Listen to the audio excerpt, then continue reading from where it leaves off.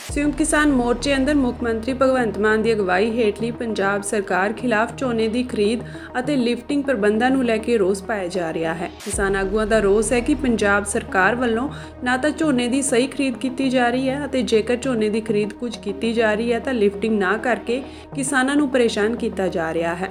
किसान आगुआ ने इस नूं लैके मुख मंत्री भगवंत मान के घिराओ का ऐलान कर दिता है। संयुक्त किसान मोर्चे वालों 18 अक्तूबर नूं चंडीगढ़ विच सीएम की रिहाइश अगे धरना लाने का फैसला किया गया है। चंडीगढ़ विखे प्रेस कॉन्फ्रेंस दौरान संयुक्त किसान मोर्चे के आगुआ ने कहा कि मंडियां विच झोने की लिफ्टिंग नहीं हो रही है, जिसका पंजाब नूं वड्डा नुकसान होवेगा। उन्होंने कहा कि पंजाब विच झोने की खरीद और लिफ्टिंग प्रबंधों के घटिया प्रबंधकों लिए पंजाब सरकार और भारत सरकार दोनों की बेईमानी है। किसान आगुआ ने ऐलान किया कि इस दौरान भाजपा आगू और केंद्रीय राज मंत्री रवनीत बिट्टू और आम आदमी पार्टी के MLA और मंत्री जेकर कोई भी नुमाइंदा मंडियां विच जाएगा तो उसका विरोध किया जाएगा।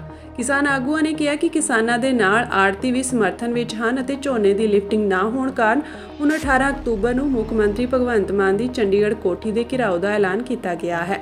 इस दौरान मंडियां विच आड़ती भी अपनी दुकानों ते काले झंडे लगाउणगे।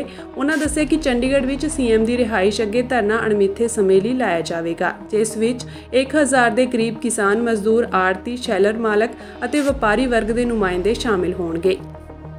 पंजाब सरकार ते भारत सरकार दोनों की मिली भुगत और बेईमानी कारण 1 अक्तूबर तो जिहड़ी शुरू हो जानी चाहिए सी झोने की खरीद वो अज तक हो नहीं सकी। मंडियां 'च किसान रुल रहे ने। असीं जिथे उन्हां दे इस रवैये की किसान विरोधी रवैये की सख्त शब्दों में निंदा करते हैं, उत्थे असीं ये फैसला किया है भी अज तो बाद जिथे भी कोई आम आदमी पार्टी का MLA या मंत्री मंडियां जाएगा उन्होंने काले झंडे दिखाए जाएंगे, उसका घिराव भी किया जाएगा। मंडियां विच आड़ती सारे पंजाब विच काले झंडे लाउणगे। BJP का रवनीत बिट्टू जिथे भी जाएगा ਉਹਦਾ काले झंडे नाल विरोध किया जाएगा। 18 अक्तूबर ਨੂੰ पंजाब तो घट्टो घट्ट 1000 किसान ते आड़ती, मजदूर ते व्यापारी, राइस मिलर्स ये सारे घट्टो घट्ट 1000 बंदा मुख्यमंत्री की कोठी अगे धरना देगा पक्के तौर पर। जदों तक खरीद नहीं होंदी उदों तक धरना दिता जाएगा। ये अज दे असीं फैसले कीते है। यक लख्त मंडियां की परचेज जिहड़ी है वो अज चालू हो सकती है।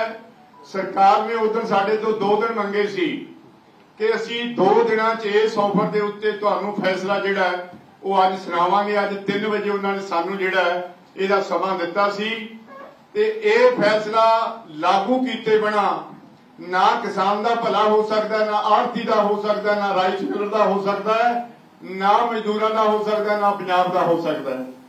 सो असी मानयोग मुख्यमंत्री साहब नूं बेनती करते हैं कि बहुत ईमानदारी नाल शैलरां ने यह विश्वास दवाया। उन्होंने भी कहा कि तुहाडे अनाज का असीं नुकसान नहीं होण दिंदे। 4 दुआरियां दे अंदर जिन्नियां बोरियां लाओगे गिनती नाल उन्नियां बोरियां जदों मर्जी आके गिण लिओ। सो जिथों तक सरकार की जिम्मेवारी बनती है कोई धरनियां की लोड़ नहीं पएगी, कोई मुजाहरियां की लोड़ नहीं पएगी।